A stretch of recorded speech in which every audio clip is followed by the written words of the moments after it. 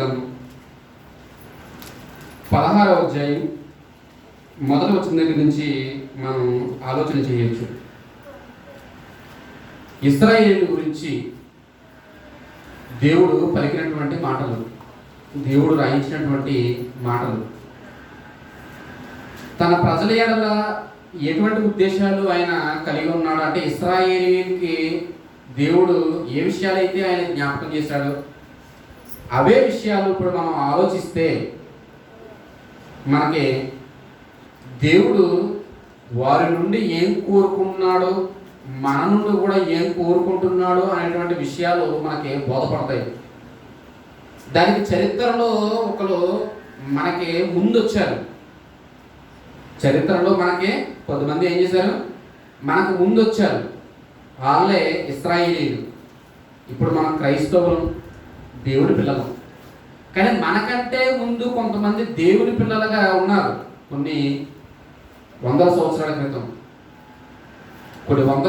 క్రితం అంటే యేసుక్రీస్తు రాక మునుపు అని మాట్లాడుకోవచ్చు మనం. యేసుక్రీస్తు రాక మునుపు అప్పటి వరకు కూడా ఎవరయ్యా దేవుని పిల్లలంటే ఇశ్రాయేలీయులు, యూదులు, 12 గోత్రాలకు సంబంధించినటువంటి ప్రజలు. వాళ్ళే దేవుని పిల్లలు. అందులో దేవుని కోసం బ్రతికేవారు ఉన్నారు, దేవుని కోసం ప్రార్థన చేసేవారు ఉన్నారు, ప్రాణాలు ఇచ్చేవారు ఉన్నారు, దేవుని కొరకు నిజాయితీగా బ్రతికేవారు ఉన్నారు. ఆ ఇశ్రాయేలీయుల్లో ఎందుకంటే దేవుడు అంటే అర్థం చేసుకున్నటువంటి మనసు అన్నాడు. కొంతమంది ఇశ్రాయేలీయుల్లో ఉంది, వాళ్ళనే నీతిమంతులు అన్నాడు దేవుడు. వాళ్ళే నీతిమంతులు, యథార్థవంతులు, భక్తిపరులు అనేటువంటి పదాలు వారికి ప్రయోగించాడు ఆనాడు ఆయన. మరి ఈనాడు అటువంటి విషయాలన్నింటినీ కూడా మనం ఏం చేయాలి తెలుసా, దగ్గరికి తెచ్చుకుంటూ వాళ్ళ జీవితంలో ఏం జరిగింది, మన జీవితంలో ఏం జరగబోతుంది అనేటువంటి చక్కటి విశ్లేషణ మనకు అర్థమయ్యే విధంగా మనం ఆలోచిస్తూ ముందుకు సాగిపోదాం. ఇశ్రాయేలు గురించి యెహెజ్కేలు ప్రవక్త, ఆయనకు వచ్చినటువంటి దేవుని వాక్యం, ఆయనకి వచ్చినటువంటి ఈ యొక్క ప్రవచనాలు చొప్పున ఇశ్రాయేలుకి ఆయన ప్రకటిస్తూ ఉన్నాడు. ఏమంటున్నాడు మొదటి వచనంలో, యెహోవా వాక్కు నాకు అనగా యెహెజ్కేలునకు నాకు ఇలాగూ ప్రత్యక్షమైంది, ఈ మాట నన్ను మీతో చెప్పమన్నాడు, మీకు తెలియజేయమన్నాడు. ఇశ్రాయేలీయులకు మీకు ఈ మాట ఆయన చెప్పమన్నాడు. కాబట్టి 2వ వచనంలో మాట్లాడుతూ నరపుత్రుడా అంటే చాలా పదాలు ప్రయోగించాడు. మనుషుడా అని మాట్లాడాడు, నరపుత్రుడా అని మాట్లాడాడు, మనుషు కుమారుడా అని మాట్లాడాడు. అంటే చాలా పదాలు మనిషికి సంబంధించి ఆయన ప్రయోగిస్తూ ఉన్నాడు. వీటన్నింటిని చూసి మనం ఏమి కన్ఫ్యూజ్ అవ్వాల్సినటువంటి అవసరం ఏమీ లేదు. నరపుత్రుడా అంటే నరుడికి పుట్టినటువంటి కుమారుడా, నరపుత్రుడా నరుడికి పుట్టినటువంటి పుత్రుడా అని చెప్పేసి అర్థం అనమాట. నరపుత్రుడా యెరూషలేము చేసినటువంటి హేయ కృత్యముల గురించి దానికి నువ్వు తెలియజేసి నీవు ఇలాగూ ఈ మాటలు వారికి నీవు ప్రకటించాలి. యెరూషలేము అనేటువంటిది మనం ఇప్పటికి కూడా వార్తల్లో వింటూ ఉన్నాం. యెరూషలేము అనేటువంటిది అది ఒక ముఖ్య పట్టణం. ఒకనాడు యూదులు ఇశ్రాయేలీకి ఉన్నటువంటి ఒక ముఖ్య పట్టణం, రాజధాని అని మనం మాట్లాడుకోవచ్చు. అంటే క్యాపిటల్ సిటీ అనమాట. ఇప్పుడు మనం చూడండి, ఒక దేశ రాజధాని అంటే ఢిల్లీ అని చెప్పగలుగుతున్నాం మనం. మన దేశ రాజధానికి ఏంటంటే రాజధాని అంటే ఢిల్లీ అండి అని మనం మాట్లాడుతున్నాం. అంతకుముందు ఉమ్మడి ఆంధ్రప్రదేశ్లో ఉన్నప్పుడు రాజధాని ఏదంటే హైదరాబాద్ అండి, అది మా రాజధాని అని చెప్పేసి చెప్పుకోవడం జరిగింది. ఇప్పుడు మీరు మన రాజధాని విడిపోయిన తర్వాత మన రాజధాని ఏదంటే అమరావతి అండి అనేటువంటి విషయాన్ని చెప్పడం జరిగింది. అంటే మనం నివసిస్తున్నటువంటి రాష్ట్రం కానివ్వండి, ప్రదేశం కానివ్వండి, దేశం కానివ్వండి, ఏదైనా ఒక ముఖ్య పట్టణాన్ని బేస్ చేసుకుని అంటే ఆధారం చేసుకుని అక్కడంతా కూడా పరిపాలన జరుగుతుందనేటువంటి విషయాన్ని మనం జ్ఞాపకం ఉంచుకోవాలి. ఇప్పుడు ఇలాగ ఏవైతే ముఖ్య పట్టణాలు అంటే అక్కడ ఉన్నటువంటి ఇంపార్టెంట్ అంటే బాగా అక్కడ బిజినెస్ జరగడాన్ని బట్టి ఎక్కువ మంది నివసించడాన్ని బట్టి, ఎక్కువ మంది ప్రజలు ఉండడాన్ని బట్టి, ఆ యొక్క పట్టణం జనాభా ఎక్కువ కాబట్టి, అక్కడ ఉన్నటువంటి సోర్సెస్ ఎక్కువ కాబట్టి, అనేకమైనటువంటి ఇండస్ట్రీస్ ఎక్కువ కాబట్టి, అంటే అక్కడ దొరకనటువంటి వస్తువు ఏది ఉండదు కాబట్టి, అంటే అన్ని రకాల కంపెనీ వాళ్ళు అన్ని రకాలైనటువంటి ప్రోడక్ట్స్ అక్కడ ఉంటాయి కాబట్టి, దానిని ముఖ్య కేంద్రంగా చేసుకుని అక్కడ నుండి పరిపాలన కొనసాగిస్తున్నారు. ప్రియులారా, మనం జాగ్రత్తగా ఆలోచించగలిగితే, ఇలా మనిషి ఒక ముఖ్య పట్టణాన్ని ఎన్నుకుని అక్కడ నుండి అతడు పరిపాలన ప్రారంభించడం అనేది ఇప్పుడు జరిగింది కదా. అది ఎప్పటి నుంచి జరుగుతుంది తెలుసా? ఎప్పటి నుండో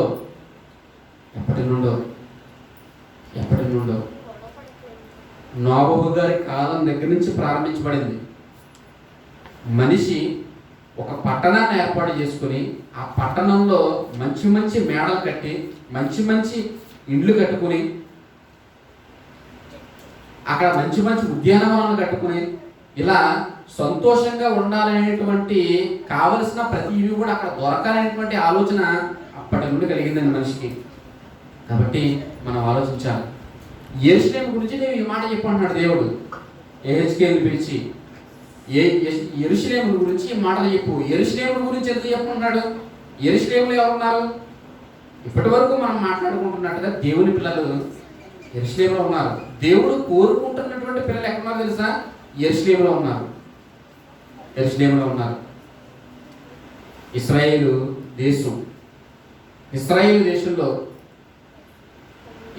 దేశంలో యెరూషలేము అనేటువంటి ఆ ముఖ్య పట్టణంలో అప్పుడు ఆ కాలంలో దేవుని పిల్లలు ఉన్నారు. అప్పుడు ఈ మాటలు వారికి చెప్పు అన్నాడు దేవుడు. ఈ మాటలు వారికి తెలియజేయి. ఎందుకు యెరూషలేము అంటే పట్టణం? ఎక్కడ ఎలా అర్థం చేసుకోవాలి? యెరూషలేము అంటే ఒక భూగోళమా? ఒక భూగోళం గురించి దేవుడు మాట్లాడమంటున్నాడా? ఒక చెట్టుల గురించి దేవుడు మాట్లాడమంటున్నాడా? అంతేనండి. భూమి అంటే ఏంటి? అందుమీద చెట్లు ఉన్నాయి, అందుమీద జంతువులు ఉన్నాయి, అందుమీద పురుగులు ఉన్నాయి. భూమి అంటే మనుషులు ఒక్కటే లేరు కదా, అన్నీ ఉన్నాయి. ఇక్కడ దేవుడు భూభాగం గురించి, మొక్కల గురించి, చెట్ల గురించి, జంతువుల గురించి, పక్షుల గురించి కాదు. దేవుని యొక్క ఆలోచన ఎప్పుడు దేని గురించి అంటే మనిషిని గురించినటువంటి ఆలోచన అయింది. అంటే యెరూషలేముకి ఈ మాట ప్రకటించు అన్నాడంటే దాని అర్థం ఏంటో తెలుసా? యెరూషలేములో నివసిస్తున్నటువంటి నా పిల్లలకు ఈ మాటలు చెప్పు అనేటువంటి అర్థం మనం గ్రహించాలి. యెరూషలేములో నివసిస్తున్నటువంటి నా పిల్లల యొక్క ఆలోచనలు ఎలా ఉన్నాయో తెలుసా? ఆ ఆలోచనకు తగినట్టుగా నువ్వేం చేస్తావో తెలుసా? ఇంకో నా మాటలు వారికి ప్రకటించు, చెప్పు. ఇందుకు ఏం చెప్పాలనుకున్నాడు దేవుడు? అది జ్ఞాపకం చేస్తున్నాడు, అదే గుర్తు చేస్తున్నాడు 3వ వచనం దగ్గర నుంచి. ప్రభువు యెహోవా యెరూషలేము గురించి ఈ మాట ఆయన సెలవిచ్చుచున్నాడు. నీ ఉత్పత్తియు, నీ జననము కనానీయుల దేశ సంబంధమైనది. మంచి మంచి ఆయన పదాలను ఆయన ప్రయోగిస్తూ ఆయన పోలుస్తున్నాడు. మంచి మంచి పోలికలండి ఇవన్నీ కూడా. మనం ఆత్మీయంగా అర్థం చేసుకుంటే, అంటే ఆత్మీయంగా గ్రహించగలిగితే, నిజంగా దేవుడు ఆయన మనసులో ఉన్నటువంటి ఉద్దేశం ఇలాంటివా అనేటువంటి ఆలోచన మనం కలుగుతూ ఉంటాయి. అంటే ఇంత గొప్పగా దేవుడు మన కొరకు ఆలోచించాడా, ఇంత గొప్పగా ఆనాడున్న ప్రజల కోసం దేవుడు ఆలోచించాడా అనేటువంటి విషయాలు మనం గ్రహించగలుగుతాం. ఏమన్నాడు ఆయన? నీ ఉత్పత్తి నీ జననం. నీ ఉత్పత్తి నీ జననం అంటే నీ యొక్క ప్రారంభం, నీ యొక్క మూలం ఎలా ఉందో తెలుసా? కనానీయుల దేశ సంబంధమైనది. నీ పుట్టుక అంటే నీ బ్యాక్గ్రౌండ్ ఒకసారి ఆలోచిస్తే, అంటే నువ్వు పుట్టినటువంటి విధానం ఒకసారి ఆలోచించగలిగితే, నీ అంతా కూడా నీ పుట్టుకను నువ్వు ఒకసారి జ్ఞాపకం చేసుకో అన్నాడు దేవుడు. జ్ఞాపకం చేసుకుంటే ఎలా ఉందని ఆయన ఊహించుకోమన్నాడు. ఎలా ఉందని ఆయన పోలుస్తున్నాడంటే కనానీయుల దేశ సంబంధమైనది.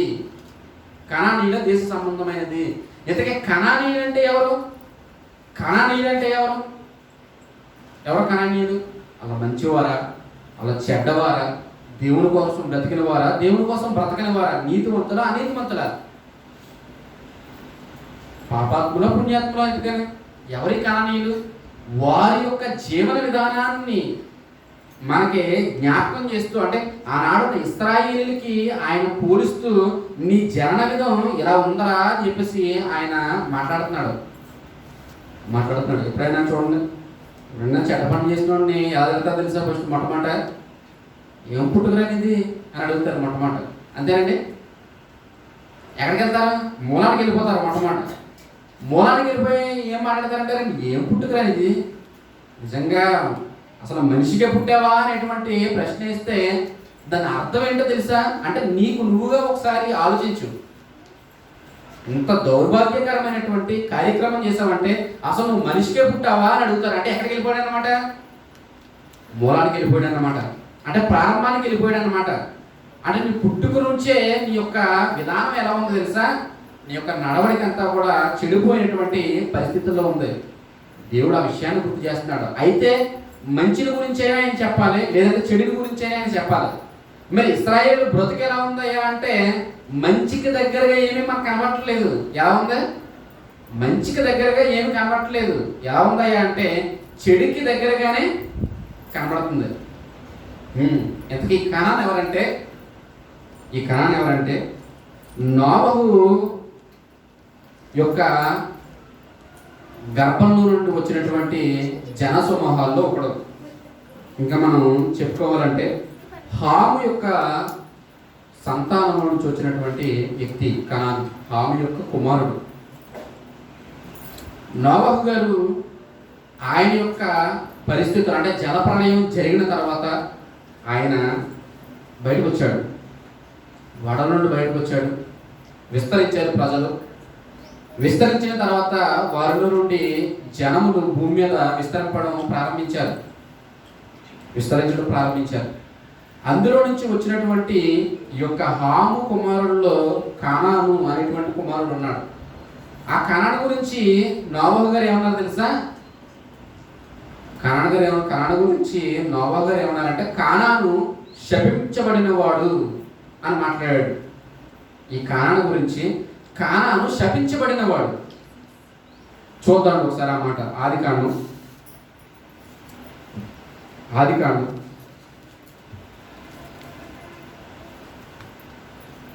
19వ అధ్యాయం అండి. ఆదికాండం 10వ అధ్యాయం అండి. క్షమించండి, 10వ అధ్యాయం. ఆదికాండం 10వ అధ్యాయం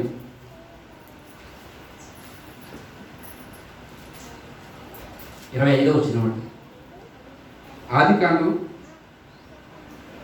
ముందర చూద్దాం. 9వ అధ్యాయం 25వ వచనం చూద్దామండి. 9వ అధ్యాయం 25వ వచనం మొదటి వచనం చూద్దాం. కనాను శపించబడిన వాడై తన సహోదరులకు దాసుడగును అనేను. నోవహు గారు ఏమన్నారంట? కనాను శపించాడు. ఇందుకే ఇక్కడ మనకి విషయం ఏంటంటే తప్పు చేసిన వ్యక్తి ఎవరో తెలుసా? హాము. తప్పు చేసిన వ్యక్తి హాము. ఇందుకు ఏం జరిగిందయ్యా అంటే జరిగినటువంటి సందర్భాన్ని ఒకసారి మనం ఆలోచిస్తే నోవహు గారు ముద్రయ్యాడంట. ఎలా ముద్దొచ్చింది? ద్రాక్షారసం తాగడం వలన. అంటే చాలా మంది ఏమనుకున్నారంటే నోవహు గారు ఫుల్గా తాగేసి పడిపోయారనుకున్నారు చాలామంది. అంటే బైబిల్ చదివినప్పుడు సరిగ్గా అర్థం చేసుకోకపోవడం వలన వచ్చినటువంటి ఇబ్బంది అనమాట ఇది. నోవహు గారు ఫుల్గా తాగేసి పడిపోయాడు అనుకున్నారు చాలామంది. ఫుల్గా తాగేసి పడిపోవడం కదా అర్థం.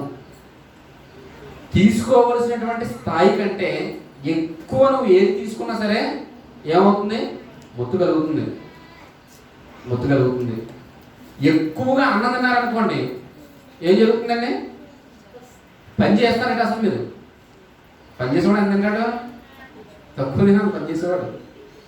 ఎక్కువ తినామంటే ఖచ్చితంగా నిద్ర వచ్చేస్తాడు. అంటే మొత్తం అనేది రిలీజ్ అయిపోతుంది, బాడీలో మొత్తం రిలీజ్ అయిపోతుంది. ఎక్కువ ఆహార పదార్థం తీసుకున్నా, ఏ ఆహార పదార్థం తీసుకున్నా అది కొంచెం వెజిటేరియన్లో పర్వాలేదండి. అదే నాన్ వెజ్కి ఎక్కువ తిన్నాం అనుకోండి ఇంకా తొందరగా మొత్తం వచ్చేస్తుంది. చికెన్ తిన్నా, మటన్ తిన్నా, చేపలు తిన్నా, రొయ్యలు కానివ్వండి, పీతలు కానివ్వండి, ఇటువంటి ఆహార పదార్థాలు మీరు నాన్ వెజ్లోకి వెళ్ళినప్పుడు ఏం జరుగుతుందంటే ఇటువంటి ఆహార పదార్థాలు ఎక్కువగా తిన్నప్పుడు వెంటనే ఏమొస్తుందంటే మొద్దు రిలీజ్ అయిపోతుంది. అంటే తిన్నటువంటి ఆహార పదార్థాలు ఒక మోతాదులో మనం తీసుకోవాలి. దానికి మించి ఎక్కువ తీసుకుంటే ఏం జరుగుతుంది, మన శరీరం మొద్దులోనికి వెళ్ళిపోతుంది. అప్పుడు చూడండి ఎంత మొద్దుగా పడుకుంటాం. కుర్రోడు చేయకూడదు అనుకోండి, ఎంత లెగ్గొట్టినా లేకట్లేదమ్మా తాత, లేకట్లేదమ్మా మీ డాడీ అంటాడు అనమాట. దాన్ని ఎంత ఎంత లెగ్గొట్టింది. ఎందుకంటే వాళ్ళు తిన్నటువంటి ఆహారాన్ని బట్టి, తీసుకుంటున్నటువంటి ఆహారాన్ని అధిక స్థాయిలో తీసుకోవడం వలన ముద్ద అనేది ఎక్కువగా రిలీజ్ అవ్వడం జరుగుతుంది. నోవహు గారు కూడా ద్రాక్షారసం ఆయన తీసుకున్నారు. ద్రాక్షారసం అంటే పొల్లబెట్టిన ద్రాక్షారసం కాదు. మరి ఏ ద్రాక్షారసం ఇది? మంచి ద్రాక్షారసం. మనం మిక్సీలో వేసుకొని ద్రాక్ష పళ్ళు కొంచెం పందాలు వేసుకొని కొంచెం పాలు వేసుకొని జ్యూస్ చేసుకుంటాం కదా, ఆ ద్రాక్షారసం అన్నమాట. ఆ ద్రాక్షారసాన్ని వాళ్ళు త్రాగేటువంటి ఒక అలవాటు. అప్పుడు ద్రాక్షారసం త్రాగడం ఒక అలవాటు, ఒక వాడుక వాళ్ళకి. చూడండి, మనం కొంతమందికి ఇళ్ళకి వెళ్తే పందాలు నీళ్ళు కల్పిస్తుంటారు. కొంతమందికి అలవాటు అండి పంచదార నీళ్ళు, లేదంటే రసన ప్యాకెట్ తెచ్చి ఏం చేస్తారా, రసన ఇస్తారు. అలవాటు అండి, వాడుక. ఎవరైనా చుట్టాల బంధువులు వచ్చారనుకోండి, వాడికి అంటే కొన్ని రసన నీళ్ళు, కొన్ని లేదంటే నిమ్మకాయ రసం నీళ్ళు కలిపి పందాలు కలిపి కొన్ని నీళ్ళు, లేదంటే పందార నీళ్ళు తాగుతుంటారు. వాడికి కొంతమంది మజ్జిగ ఇస్తూ ఉంటారు, వాళ్ళకి అలవాటు. ఇక్కడ ఆహార పదార్థ విషయంలో ఇలా ద్రాక్షారసం త్రాగడం అన్నది వీళ్ళకి అలవాటు. ఆహారం తీసుకుంటున్నప్పుడు కూడా వీళ్ళు ఏం చేస్తారంటే ద్రాక్షారసం తాగుతూ ఉంటారు. ఎందుకంటే చాలా మంచి ఆహారానికి సంబంధించినటువంటి మంచి ఆహార పదార్థం. దాన్ని తీసుకున్నటువంటి నోవహు గారు పదార్థాన్ని ఎక్కువగా తీసుకోవడం వల్ల ఏమైందంటే ముద్దుడుగా పడిపోయాడు. ముద్దుడుగా పడిన తర్వాత అసలు ఏం తెలుస్తుందంటే, ముద్దుడుగా ఉన్న వ్యక్తికి ఏమో తెలుస్తుందా, ఏం తెలియదు. అంటే కోమలోకి వెళ్ళిపోయాడు అనమాట. కోమలోకి వెళ్ళిపోయిన వ్యక్తి ఏమైనా తెలుస్తుందంటే ఏం తెలియదు. పాపం నోవహు గారికి ఆ ఒంటి మీద పాపం బట్టలు ఉన్నాయో లేదో అనే విషయం కూడా ఆయన మర్చిపోయి నిద్రపోతున్నాడు. అందులో ఎవరు చూశారు? హాము చూశాడు. హాము చూసిన తర్వాత వెళ్ళి ఏం చేశాడు తెలుసా, తన సహోదరు ఇద్దరికి విషయం చెప్పాడు. అసలు చెప్పవలసిన విషయమేనా అసలు ఇది? జాగ్రత్తగా ఆలోచించండి. చిన్న చిన్న విషయాలు మనం ఆలోచించకపోవడం వల్ల ఎప్పుడు మనకు అర్థం కాదు. అసలు చెప్పవలసిన విషయమేనా? చెప్పకూడదు. చెప్పవలసిన విషయాలు చెప్పాలి, చెప్పకూడని విషయాలు చెప్పకూడదు. అంటే దానిని బట్టి ఆ వ్యక్తి యొక్క స్వభావాన్ని ఆలోచించండి. మీరు ఆ వ్యక్తి ఎలాంటి వాడో ఆలోచించండి. దాన్ని బట్టి ఆ వ్యక్తిని అంచనా వేశాడనమాట దేవుడు. ఇతని లక్షణం ఏంటి, తండ్రి గురించి ఏం మాట్లాడాలి, ఏదో ఒక మంచి క్లాత్, ఒక చక్కటి గుడ్డ తీసుకుని వెళ్ళి ఏం చేయాలి, తన తండ్రికి కప్పాలి. ఆ పని చేయాలి, అతను చేయాలి. అతను తర్వాత అతని దగ్గరికి వచ్చి ఎవరు చెప్పవలసినటువంటి అవసరం ఏమీ లేదు. అతను ఏం చేయాలి, అతని దగ్గరికి వెళ్ళి తండ్రి దగ్గరికి వెళ్ళి కప్పవలసిన వాడు ఏం చేస్తున్నాడు తెలుసా, వెళ్ళి సహోదరులకి ఈ విషయాన్నే చెప్తున్నాడు, పబ్లిసిటీ ఇస్తున్నాడు అనమాట. మన అన్నగారు పడిపోయాడు, ద్రాక్షరసం తాగేసి మొదలైపోయి పడిపోయాడు. ఇంకా అతను ఏమన్నా దిగంబరుడుగా ఉన్నాడు అని చెప్పేసి పబ్లిసిటీ ఇస్తున్నాడు. జాగ్రత్తగా ఆలోచించాలి. అతనిలో ఉన్నటువంటి ఆ లక్ష్యం నిజంగానే దేవుడు చూసినప్పుడు ఈ జాతి ఎందుకు పనికిరాదా అనుకున్నాడు దేవుడు. అందుకే హామును శపించడం లేదు, హాము గర్భంలో నుంచి వచ్చినటువంటి కానాన్ని దేవుడు శపిస్తున్నాడు. హాము గర్భంలో నుంచి వచ్చినటువంటి కానాన్ని దేవుడు శపిస్తున్నాడు. అదే 25వ వచనం. కానాను తప్పు చేసింది ఎవరు? హాము. మరి ఎవరు శపించబడుతున్నారు? హాము గర్భంలో నుంచి వచ్చినటువంటి కానాను. ఈ కానాను శపించబడిన వాడై తన సహోదరులకు దాసుడవుతాడు. దేవుడి ద్వారా శాపాన్ని కొని తెచ్చుకున్నాడు. హాము యొక్క వంశావళి నుంచి వచ్చినటువంటి కానాను. ఇప్పుడు కానాను అనేసరికి మనకి ఏం అర్థం కావాలి? కానాను అనేసరికి మనకి ఏం అర్థం కావాలంటే ఇది ఒక శాపగ్రస్తమైనటువంటి జనాంగం, శాపగ్రస్తమైనటువంటి ప్రజలు, శాపగ్రస్తమైనటువంటి ఒక జనాంగాన్ని గురించి దేవుడు ఏమన్నాడు తెలుసా? ఇదంతా కూడా ఏంటో తెలుసా? శాపగ్రస్తమైనది, శాపగ్రస్తమైనది. అలాంటి దానిలో నుంచి వచ్చినటువంటి పుట్టుకరనిది అంటాడు దేవుడు. ఇప్పుడు ఎవరిని? ఇశ్రాయేలీని. అలాంటి దానిలో నుంచి వచ్చిన పుట్టుకనిది అంటున్నాడు దేవుడు. నీ ఉత్పత్తియు నీ జననము ఎలాంటిదంట? కనానీయుల దేశ సంబంధమైంది. ఇప్పుడు కానాను దేశం ఎలాంటిది? కానాను ప్రజలు ఎలాంటి వారు? కానాన్ని దేవుడు ఏం చేశాడు? శపించాడు అన్నమాట. కానాను దేవుడు శపించాడు. ఎందుకు శపించాడు? ఎందుకు శపించాడో తెలుసా? ఇదిగో తండ్రి విషయంలో అతను తప్పు చేశాడు. తండ్రి విషయంలో అతను తప్పు చేశాడు. ఏదైతే బయటికి తీసుకెళ్ళి చెప్పాలో చెప్పకూడదో ఆ విషయాన్ని తీసుకెళ్ళి తన సహోదరులతో చెప్పాడు. సహోదరుడు అతని మనస్తత్వం మంచిది కాదు కాబట్టి ఏంటో తెలుసా? అతడు శాపగ్రస్తమైనటువంటి వ్యక్తి.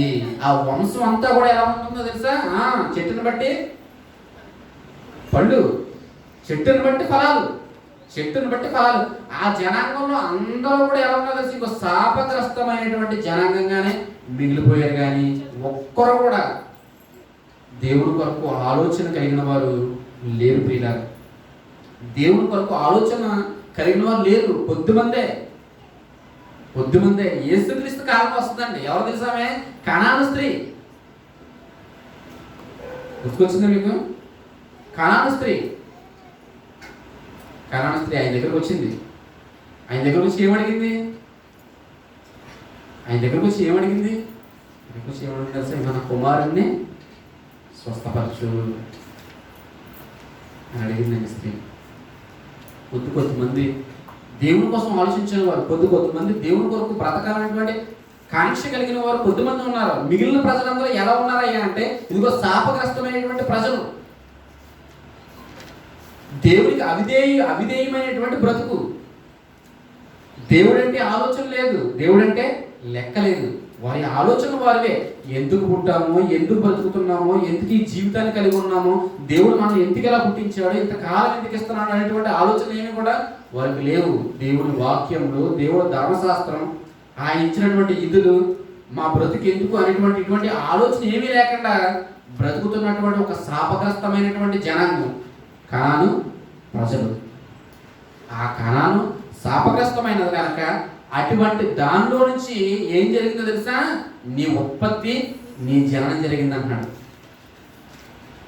ఇశ్రాయేలు గురించి మాట చెప్తున్నాడు ఆయన. నీ ఉత్పత్తి, నీ జననం ఒక శాపగ్రస్తమైన దాంట్లో నుంచి వచ్చిందని ఆయన అన్నాడు ఆయన.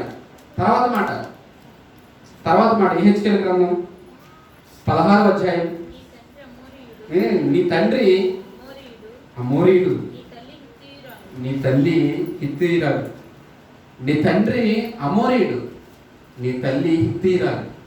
అంటే తల్లి తండ్రి కూడా ఒక జాతికి సంబంధించినటువంటి ప్రజలు కాదండి.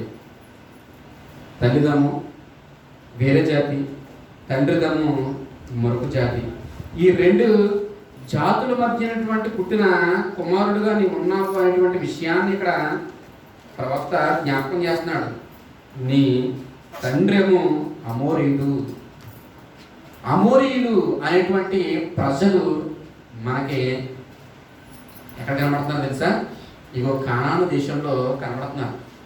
కానాను దేశంలో అంటే అక్కడ ఉన్నటువంటి, అంటే ఇశ్రాయేలీల ప్రజలు ఎక్కడైతే దేవుడు వారికి వాగ్దానం చేశాడు, ఈ ప్రదేశాన్ని ఇస్తానన్నాడో ఆ ప్రదేశంలో నివసిస్తున్నటువంటి జాతులలో అమోరీయులు అనేటువంటి ఒక జాతి ఉంది.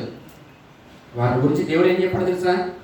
వారి గురించి దేవుడు ఏం రాయించాడు తెలుసా? ఇంకో అమోరీయుల అక్రమము ఇంకా సంపూర్ణము కాలేదన్నాడు అబ్రహాముతో. అమోరీయుల అక్రమము ఇంకా సంపూర్ణము కాలేదు. అంటే అమోరీయులు ఎలాంటి వారు తెలుసా?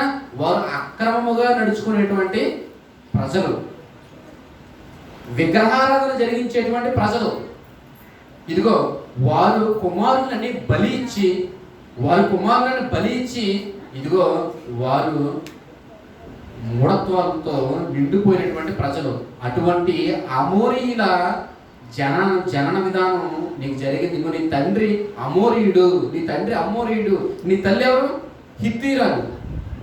నీ తల్లేమో హిత్తీయురాలు, నీ తండ్రేమో అమోరీయుడు. అంటే ఇదంతా కూడా ఎక్కడ జరిగిందంటే నీ జనన విధానం చూస్తే, అంటే నీ పుట్టుకల గురించి ఆలోచిస్తే ఎలా ఉంది తెలుసా? ఒక శాపగ్రస్తమైనటువంటి ప్రజల్లో నుండి, ఒక అక్రమమైనటువంటి జాతిలో నుండి, దేవునికి అయిష్టమైన దాంట్లో నుండి నువ్వు వచ్చావు అనేటువంటి విషయాన్నే ఆయన జ్ఞాపకం చేస్తున్నాడండి. ఆయన జ్ఞాపకం చేస్తున్నాడు. అందుకే ఇంత పోలికను పోలుస్తున్నాడండి ఆయన. పోలుస్తున్నాడు. ఇంకా నీ బ్రతుకు విధానం ఎలా ఉంది ఒకసారి తీసుకుని వచ్చి ఒకసారి ఆలోచించు. అప్పుడప్పుడు మనం అంటుంటాం అంటే యేసుక్రీస్తు దగ్గరికి రాకముందు నా జీవితం ఒక విధంగా ఉండేదండి, యేసుక్రీస్తు దగ్గరికి వచ్చిన తర్వాత నా జీవితం మరొక విధంగా ఉందండి అని చెప్పేసి చాలా మంది చెప్తూ ఉంటారు. అప్పుడు దాకా బ్రతుకు ఎలా ఉండేది మనం కూడా పోల్చుకుంటాం కదా. ఏంటి యేసుక్రీస్తు దగ్గర రాకముందు నేను తాగుతున్నానండి అనేవాళ్ళు ఉన్నారు. వచ్చిన తర్వాత ఏం చేశారంట? రావడం మానేశారంట. యేసుక్రీస్తు దగ్గరికి వచ్చేదాకా కూడా వ్యభిచారం చేసేవారంట. వచ్చిన తర్వాత వ్యభిచారం మానేశారంట. ఇగో దొంగలు వాళ్ళు మారిపోయారంట. స్టువర్ట్పురం అనేటువంటి దొంగలు, అందులో వాళ్ళ ఊరి పేరు కూడా మార్చారండి, సువార్తపురం అని చెప్పేసి.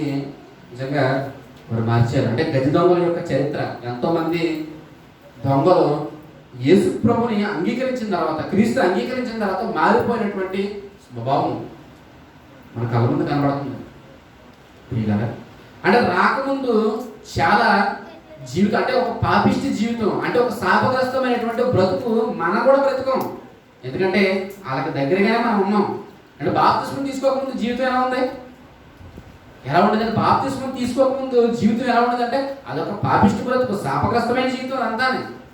లోకంలో దేని కొరకో బ్రతుకం, లోకంలో వేటిని గురించో ఆలోచించాం, లోకంలో వేటిని గురించో కష్టపడ్డాం. మరి యేసుక్రీస్తు దగ్గరికి వచ్చిన తర్వాత ఆయన ద్వారా నిత్య జీవం దొరుకుతుందని, మన ఆత్మక రక్షణ దొరుకుతుందని, ఆయన మనం రక్షిస్తాడని, పరలోకానికి ఆయన చేరుస్తాడని, ఇలా ఆయన యందు విశ్వాసం ఉంచి ఇగో ఇప్పుడు ఆయనను విశ్వసిస్తూ ఆయన కొరకు ఆలోచిస్తున్నాము, బ్రతుకుతున్నాము.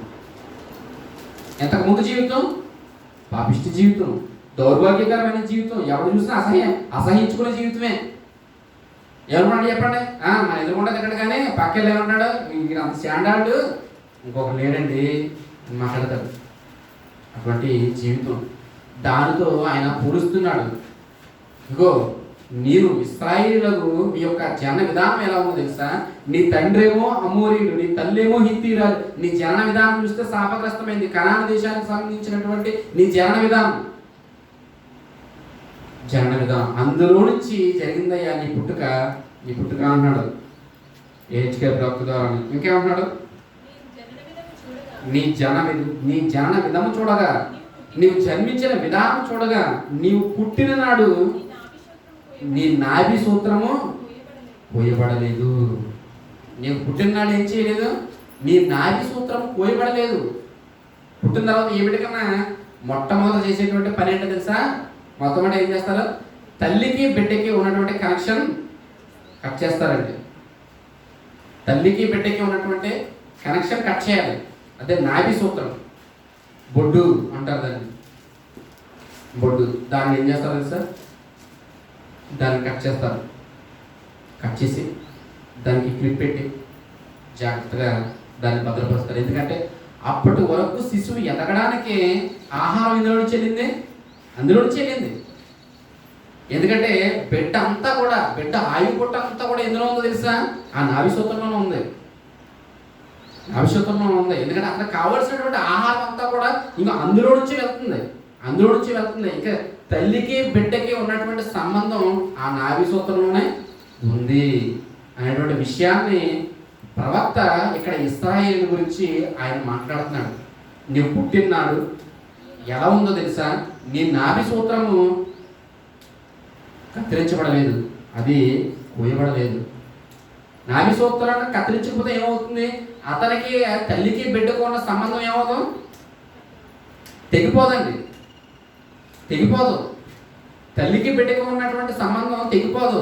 ఇంకా బిడ్డ బ్రతకలేడు, ఇంకా స్వతంత్రంగా బయటకు రాలేడు. దేవుడు ఆ విషయాన్ని దానిని పోలుస్తూ ఈ విషయాన్ని ఆయన జ్ఞాపకం చేస్తున్నాడు. ఇంకేమన్నాడు? శుభ్రమగుటకు నీవు నీళ్లతో కడుగుపడలేదు. ఏం చేస్తారు? బయటకు తీసుకొచ్చిన వెంటనే పుట్టిన బిడ్డను ఏం చేస్తారు? బయటకు తీసుకుని రాగానే ఏం చేయాలి? మొట్టమొదట శుభ్రంగా దాని అంతటినీ కూడా వాష్ చేయాలి, ఉతకాలి, మొత్తం అంతా కూడా కడగాలి. ఎందుకంటే బాడీలో అంతా కూడా రక్తపు మరకలు. బయటకు వచ్చిన శిశువు ఎలా ఉంటాడు చెప్పండి? నీటిలో నుంచి, ఉమ్మ నీటిలో నుంచి బయటకు వచ్చినటువంటి శిశువు ఎలా ఉంటాడు? జిగురుగా, రక్తంతో తడిసిపోయినటువంటి దేహం, మొత్తం జుట్టు మొదలుకొని కింద వరకు అంతా కూడా తడిగా ఉన్నటువంటి శిశువుని వెంటనే డాక్టర్లు ఏం చేస్తారు తెలుసా? బయటకు వచ్చిన తర్వాత మొట్టమొదట నాభి సూత్రాన్ని కట్ చేస్తే, రెండవదిగా ఏం చేస్తారు? తీసుకుని వెళ్ళి శుభ్రంగా కడిగేస్తారండి. మంచి లిక్విడ్ వేసి ఏం చేస్తారు తెలుసా? మొత్తం అంతా కూడా క్లీన్ చేసి మంచి డ్రెస్ వేసి అప్పుడు తీసుకొస్తారండి. తీసుకుని వచ్చి అప్పుడు ఏం చేస్తారు? తల్లి పక్కనే పడుకోబెడతారు. తల్లి పక్కన పడుకోబెడతారు. ఈ ప్రాసెస్ అంతా కూడా మనకి తెలిసిందే. అంటే ఈ విషయాన్ని ఆలోచించడం వల్ల దేవుడు దీని ద్వారా ఏం చెప్పాలనుకున్నాడు అనేటువంటి విషయాలు మనం ఆలోచించాలి. ఇంకా ఉన్నాడు చూడండి, వారు నీకు ఉప్పు రాయకపోయి, బట్ట చుట్టకపోయి. ఉప్పు రాయలేదంట, బట్టలు కట్టలేదంట, బట్టలు కట్టలేదు, నీకు మంచి వస్త్రాలు వేయలేదు. వస్త్రాలు వేయలేదంటే నేను శుభ్రపరచలేదంటే ఇంకా నీ నాభి సూత్రం కత్తిరించబడలేదు. నాభి సూత్రం కత్తిరించబడలేదు. ఉప్పు కూడా రాయలేదంట. చంటి బిడ్డకి ఎవరైనా ఉప్పు రాస్తారా? రాయరండి. చంటి బిడ్డకి, పుట్టిన బిడ్డకి ఎవరు కూడా ఉప్పు రాయరు. మీరు దేవుడు ఏం చెప్పాలనుకున్నాడు? ఈ విషయాల ద్వారా ఏం చెప్పాలనుకున్నాడు? నాయనా, నీకు పుట్టినటువంటి పుట్టుక, నీ తల్లిదండ్రుల నుంచి వచ్చినటువంటి ఈ పాపిష్టి జీవితాన్ని నువ్వేం చేయాలి తెలుసా? నీ నాభి సూత్రం ద్వారా నువ్వు తెగొట్టుకోలేదు. అప్పటి వరకు ఉన్నటువంటి జీవితం ఇప్పుడు నా దగ్గరకు వచ్చిన తర్వాత వచ్చినటువంటి ఈ జీవితం అంతేనండి. కల్పించి చేస్తున్నారు చాలామంది. యేసుక్రీస్తు దగ్గరకు వచ్చిన తర్వాత దేవుడి దగ్గరికి రాకముందు కూడా ఎలా ఉంటుంది? ఒకే రకమైన బ్రతుకు. అంతగా దేవుడు పిలిచింది. యేసుక్రీస్తు దగ్గరకు వచ్చిన తర్వాత ఒకటే బ్రతుకు, రాకముందు కూడా ఒకటే బ్రతుకు. అదే బ్రతుకు కంటిన్యూ అయిపోతారు. పేరు కావాలంటే క్రైస్తవులు. అంటే ఏం కట్ చేయబడలేదన్నమాట. నాభి సూత్రము కత్తిరించబడలేదు. అంటే ఆ శాపగ్రస్తమైనటువంటి జనాంగంలో నుంచి వచ్చి శాపగ్రస్తమైనటువంటి తల్లి, శాపగ్రస్తమైనటువంటి తండ్రి, ఆ పాపిష్టి జీవితం నుంచి వచ్చినటువంటి వ్యక్తి యొక్క నాభి సూత్రం ఏం చేయలేదు తెలుసా? ఇంకా ఆ కనెక్షన్ కట్టలేదు, కొనసాగుతుంది సంబంధం. ఇంకా ఆ సంబంధం కొనసాగుతుంది అని ఇశ్రాయేలు గురించి విషయాన్ని ప్రవక్త జ్ఞాపకం చేస్తున్నాడు. వచ్చిన తర్వాత ఎక్కడికి వెళ్ళిపోదాం అనుకున్నారు? మళ్ళీ ఐగుప్తుకు వెళ్ళిపోదాం అనుకున్నారండి. ఎంత దరిద్రగొట్ట ఆలోచన అండి. వెళ్ళవలసింది ఎక్కడికి? కనాను దేశానికి వెళ్ళిపోవాలి. వాగ్దాన దేశం అది. కనాను దేశానికి వెళ్ళాలి. కనాను దేశానికి వెళ్ళాలనేటువంటి ఆలోచన లేకుండా ఎక్కడికి వెళ్ళిపోదాం అనుకున్నారు? వీళ్ళు మరలా తిరిగంటే అర్థం ఏంటి? మరలా లోకంతో కలిసిపోతున్నారు అన్నమాట. తిరిగారంటే అర్థం ఏంటంటే లోకంతో కలిసిపోతున్నారు, ఇంకా లోకపు బ్రతుకునే కోరుకున్నారు ఆనాడు ఇశ్రాయేలు. కాబట్టి మీ నాభి సూత్రం కత్తిరించబడలేదు అంటున్నాడు. మీ నాభి సూత్రం కత్తిరించబడలేదు. మీరైతే శాపగ్రస్తమైనటువంటి జనాంగంలో నుంచి వచ్చిన, తల్లిదండ్రుల దగ్గర నుంచి వచ్చిన వారికి మీకు ఉన్న సంబంధం కత్తిరించబడలేదు. దేవుడు ఏమన్నాడండి? మిమ్మల్ని ప్రత్యేకంగా ఉండమన్నాడు. మనల్ని ఏమన్నాడు? ప్రత్యేకంగా ఉండండి అన్నాడు లేదు ఆయన? అపోస్తుల కార్యంలో అపోస్తులైన పేతురు గారు ఏమన్నాడు? ఈ దుష్టతరము వారికి వేరై ఏం చేయాలంటే, ఈ దుష్టతరం వారికి ఏమవ్వాలి? వేరైపోవాలి. ఈ దుష్టతరం వారికి వేరైపోవాలి. దేవుడు మనతో ఉండాలంటే, మనలో ఉండాలంటే, ఆయన మనతో కూడా నడవాలంటే, మనం ఆయనతో కూడా ఉండాలంటే ఏం చేయాలి? నేను వారి మధ్య నివసించి సంచరిస్తాను. మరి ఏంటి? కావున మీరు వారి మధ్య నుండి బయలువెడలి అంటే ఎక్కడికి వెళ్ళిపోమన్నాడు? దూరంగా వెళ్ళిపోండి. ఆయన ఎక్కడికి? మనుషులకు దూరంగా కాదు, వారి మనసులకు దూరంగా, వారి ఆలోచనలకు దూరంగా, వారి యొక్క అన్యాయంగా జీవిస్తున్నటువంటి వారి జీవితాలను వాటికి దూరంగా మీరు ఏం చేయండి? మీరు వెడిలిపోండి. ఈ దుష్టులకు, ఈ ప్రజలకు, ఈ తరం వారికి వేరే మీరు రక్షణ పొందని అన్నాడు పేతురైతే. ఇటువంటి అనుభవం ఎవరికి ఉంది? లోకానికి వేరవుతున్నారా క్రైస్తవులు? ఆనాడు ఇశ్రాయేల్ వేరవలేదండి. అందుకే ఏమన్నాడు? నీ నాభి సూత్రం ఇంకా కత్తిరించబడలేదు అన్నాడు. నీ నాభి సూత్రం ఇంకా కత్తిరించబడలేదు, నీ నాభి సూత్రం ఇంకా కత్తిరించబడలేదు అంటే దాని అర్థం ఏంటో తెలుసా? నీ బ్రతుకుని ఇంకా నువ్వు మార్చుకోలేదు, అదే బ్రతుకుని కంటిన్యూ చేసుకుంటావు. రాకముందు ఏ జీవితం ఉందో వచ్చిన తర్వాత కూడా అదే జీవితం. అలా గుంపులో కలిసిపోవడమే క్రైస్తవ గుంపులో అని. దేవుడు ఏమైనా కోరుకుంటాడంటారా ఇటువంటి జీవితాన్ని? దేవుడు ఏమైనా కావాలనుకుంటాడు చెప్పండి ఇటువంటి జీవితాన్ని? లేదండి. దేవుడు ఏమంటున్నాడు? ఇవన్నీ దేవుడు చూస్తున్నాడండి. దేవుడు చూస్తూ చక్కగా పోలుస్తూ ఆయన పిల్లల గురించి, ఆయన ప్రజల గురించి ఆయన చెప్తున్నాడు. ఇంకేమన్నాడు? నీవు కడుగుటకు నీళ్ళతో, నువ్వు శుభ్రపడుటకు నీళ్ళతో కడగబడలేదు. నీరు అనేది మనం శుభ్రపరచుకుంటాం. గిన్నె నూకోవడానికి నీళ్ళు కావాలి, అంతేనండి. బట్టలు ఉతకడానికి ఏం కావాలి? నీళ్ళు కావాలి. ఎందుకంటే ఈ వస్త్రాలు కంటుకున్నటువంటి మురికంతా పోవాలంటే ఎక్కడ ఉతుకుతాం? బట్టలన్నీ కూడా ఎక్కడ నానబెడతాం? మొట్టమొదట నీటిలో నానబెడతాం. నీటిలో నానబెట్టి తర్వాత ఏం చేస్తాం? ఉంచి ఆరేస్తారు. అంటే వస్త్రములకున్న మలినం అంతా కూడా పోవాలి, గిన్నెలకున్న మలినం అంతా పోవాలి. దేని ద్వారా? అంటే నీటి ద్వారానే. ఆఖరికి నీ దేహం మీద ఉన్న మురికి కూడా దేనితో శుభ్రపరుచుకుంటామంటే ఇంకో నీటితోటే. నీటికి అంత ప్రాముఖ్యత ఉందా? ఇలా నీరు లేకపోతే జీవం లేదండి, నీరు లేకపోతే మనిషి యొక్క మనుగడ లేదండి అనేటువంటి విషయాలు మనకు వినబడుతూ ఉంటాయి. త్రాగునీరు వృధా చేయకూడదు, నీటిని పదిలంగా వాడండి అనేటువంటి విషయాలు మనం వింటూ ఉంటాం. ఎందుకంటే మనం ఇక శుభ్రంగా ఉండడానికి నీటిలో మనం కడుక్కుంటాం, మన యొక్క దేహాన్ని స్నానం చేస్తూ ఉంటాం, బట్టలు ఉతుక్కుంటూ ఉంటాం, గిన్నెలు కడుక్కుంటాం. అంటే ప్రతిదాన్ని శుభ్రపరచడానికి నీరు అవసరం, అంతేనండి. మరి మన ఆత్మను శుభ్రపరచుకోవడానికి ఏం కావాలి? మన యొక్క జీవితాన్ని శుభ్రపరచుకోవడానికి ఏం కావాలి? దేవుడు ఏం చెప్తున్నాడు? నాయనా, ఇంకో లోకం నుంచి వచ్చిన తర్వాత నీ జీవితాన్ని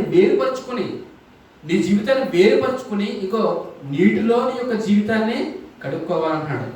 నీటితో నీ యొక్క జీవితాన్ని కడుక్కోవాలి. ఆ నీరు ఏంటయ్యా అంటే ఎఫెసీ పత్రికలో చెప్తున్నాడు, దేవుని వాక్యం అనే నీరు. దేవుని వాక్యం ఏంటంట? నీరు. ఆ నీటితో కడుక్కున్నారనుకోండి, దేవుని వాక్యంతో కడుక్కున్నారనుకోండి, ఎంత శాపగ్రస్తమైన ప్రజలైనా ఎలా మారిపోతారు? పరిశుద్ధంగా మారిపోతారండి. అంత మహత్యం ఉందా వాక్యంలోనే? ఉందండి. అంత మహత్యం ఉందా వాక్యంలోనే? ఉందండి, ఉంది. ఆ వాక్యం నీ లోనికి నువ్వు తీసుకోగలిగితే, నువ్వు దానిని ఆలోచించగలిగితే, హృదయంలోనికి స్వీకరించగలిగితే, వాక్యాన్ని నీటితో పోలుస్తున్నాడు. చూద్దాం ఒకసారి ఎఫెసీ పత్రిక 5వ అధ్యాయం 25-27 వచ్చినానండి. ఎఫెసీ పత్రిక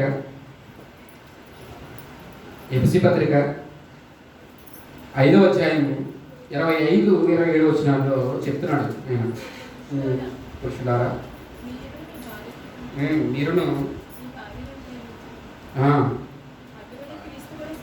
అటువలే క్రీస్తు కూడా ఏం చేస్తున్నాడంట? సంఘమును ప్రేమించి అది కళంకమైనను మడతైనను ముడతైనను అట్టిది మరి ఏదైనా లేక ఎలా ఉండాలంట? క్లీన్గా ఉండాలన్నమాట. క్రీస్తు కూడా సంఘాన్ని ప్రేమించాడు. సంఘం ఎలా ఉండాలి? క్లీన్గా ఉండాలి, చక్కగా ఉండాలి, ముడత ఉండకూడదు. ఏ మచ్చ కూడా దాని మీద ఉండకూడదు, ఏ కళంకం కూడా దాని మీద ఉండకూడదు. మరి కళంకం లేకుండా, మచ్చ లేకుండా మీరు క్లీన్గా ఉండాలంటే ఎలా సాధ్యం అవుతుంది చెప్పండి? ఎలా సాధ్యం అవుతుంది? మనం నీట్గా ఉండాలంటే ఎలా సాధ్యం అవుతుంది చెప్పండి? చక్కగా కడుక్కుంటేనే. మన వస్త్రాలు నీట్గా ఉండాలంటే ఎలా సాధ్యం అవుతుందండి? ఎప్పటికప్పుడు శుభ్రపరచుకోవాలి, అవునండి. ఇప్పుడు వేసుకున్న వస్త్రాలు ఏం చేస్తారు? రోజంతా పనిచేసి వచ్చిన వస్త్రాలు సాయంత్రం విప్పేసి తర్వాత రోజు ఏం చేస్తారు? ఉతికేసుకుంటారండి. ఎవరైనా సరే ఆ బట్టలతో ఉండిపోతారా? నెలలు సంవత్సరాల తరబడి ఉంటారండి? ఉండరండి. ఎందుకు ఉండరు? మురికి, కొంపు కొట్టేస్తూ ఉంటుంది. ఆ బట్టలు ఎవరు వేసుకోరు, అటువంటి బట్టలు ఎవరు కోరుకోరు.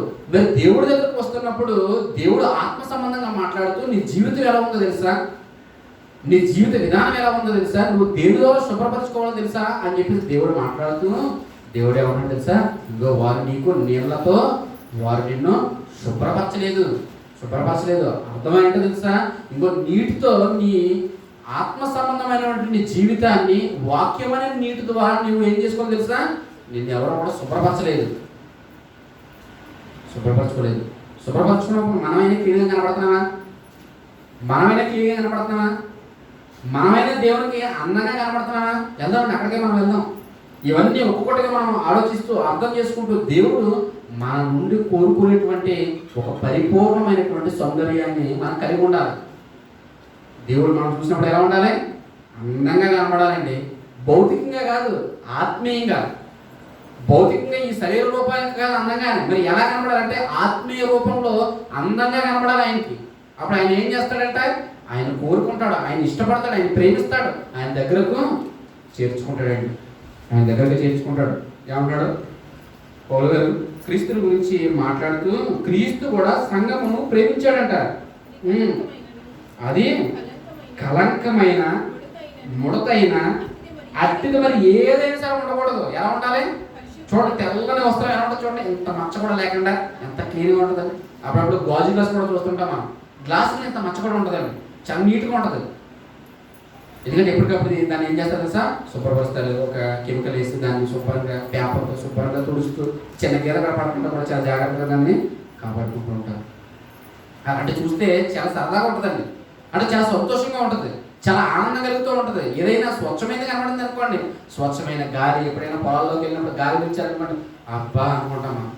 స్వచ్ఛమైనటువంటి నీరు తాగామనుకోండి, చాలా ఆనందం కలుగుతుంది. నీ బ్రతుకులో కూడా స్వచ్ఛత కావాలంటున్నాడు దేవుడు. నీ యొక్క ఆత్మీయ జీవితం కూడా ఎలా ఉంటుందో తెలుసా, నువ్వు క్లీన్గా ఉండాలి. అందుకే క్రీస్తు సంఘాన్ని ప్రేమించాడంట. చిన్న కలంకం కూడా ఉండకూడదు. ఏం చేయాలి? ఇప్పుడే కడిగేసుకోవాలి, అన్నిని ఇప్పుడే క్లీన్ చేసేసుకోవాలి, ఇప్పుడే అన్నింటినీ కూడా తొలగించేసుకుని దేవుని దగ్గర ఎలా ఉండాలంట అది చెప్తున్నాడు.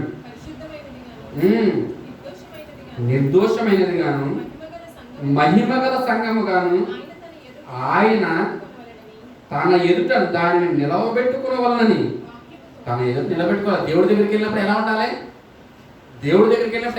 అంటే అన్ని విషయాల్లో కూడా చాలా చక్కగా ఉండాలి. మడత కానీ అంటే ఇంత పాపం కూడా ఉండకూడదు అనమాట. పాపాన్ని ఏం చేయాలి? శుభ్రపరచుకోవాలి. ఇంకా ఏమేమి కార్యక్రమాలు ఉన్నాయి? దేవునికి ఇష్టం లేనటువంటి కార్యక్రమాలు నీ జీవితంలో ఇంకేమున్నాయి కార్యక్రమాలు? ఎప్పుడైనా కూర్చొని ఒకసారి ఆలోచించు, ఒకసారి మననం చేసుకో. దేవునికి అయిష్టమైనటువంటి కార్యక్రమాలు ఇంకా నీలో ఏవైతే ఉన్నాయో వాటిని అన్నింటినీ కూడా ఏం చేయాలి? చక్కగా దేవుని వాక్యం ద్వారా వస్తున్నటువంటి హెచ్చరికను తీసుకుని ఈ వాక్యంతో ఏం చేయాలి? జీవితాన్ని శుభ్రపరచుకోవాలి. వాక్యంతో జీవితాన్ని శుభ్రపరచుకోవాలండి, శుభ్రపరచుకోవాలి. అదే చెప్తున్నాడు. ఇంకేమంటున్నాడు? అప్పుడు దేవుని ఎదుట దానిని ఆయన తన ఎదుట దాన్ని నిలబెట్టుకున్న వల్లనే వాక్యంతో ఉదక స్నానం చేత దాన్ని పవిత్రపరిచి పరిశుద్ధపరచుకుంటకై దాని కొరకు తను తాను అప్పగించుకున్నాడు క్రీస్తు. ఆయన పరిశుద్ధపరుస్తున్నాడు వాక్యం ద్వారా. వాక్యం అనే ఉదకం ద్వారా, వాక్యం అనే నీటి ద్వారా మన ఆత్మీయ బ్రతుకులను ఆయన ఏం చేస్తున్నాడు? శుభ్రంగా ఆయన కడిగేస్తున్నాడు. ఎందుకంటే మట్టి ఏమి ఉండకూడదు, అంతేనండి. మట్టి ఉండదు, మలినం ఏమి ఉండకూడదు. పాపం జీవితంలో పాపం అనేది ఏమి ఉండకూడదు. ఏ అన్యాయము, ఏ అక్రమం మనలో ఉండకూడదు. ప్రతి దాన్ని కూడా ఏం చేయాలి? ఇంకో శుభ్రపరచుకోవాలి. ఎలా కలుగుతుంది? ఎలా శుభ్రపరచుకోగలంటే ఇంకో దేవుని వాక్యం ద్వారా అన్నాడు పౌలు గారు. దేవుని వాక్యం ద్వారా ఇంకేమన్నాడండి? ఎహెచ్కేల్ ఇంకేమన్నాడు? వారు నీకు ఉప్పు రాయకపోయేది. ఉప్పు రాస్తే చంటిపెట్టకి చచ్చిపోతాడండి. చంటిపెట్టకి ఉప్పు రాసానికి చచ్చిపోతాడు. ఉప్పు రాయమని భౌతికంగా రాయమని దాని అర్థం కాదు. ఉప్పు వంటి గుణ లక్షణాలను మీరు కలిగి ఉండాలి. ఉప్పులో ఉన్నటువంటి సారం ఎలా ఉండాలి? అటువంటి గుణ లక్షణాన్ని మీరు ధరించుకోవాలి. అందుకే అన్నాడు మత్తయి సువార్త 5వ అధ్యాయం 15వ వచనం మాట్లాడుతున్నాడు, మీరు లోకమునకు ఉప్పై ఉన్నారు. మీరు లోకమునకు ఉప్పై ఉన్నారు. క్రైస్తవులు అంట, యేసుక్రీస్తు కలిగిన వారంట లోకానికి ఎలా ఉండాలి తెలుసా? ఉప్పు లాంటి వారంట.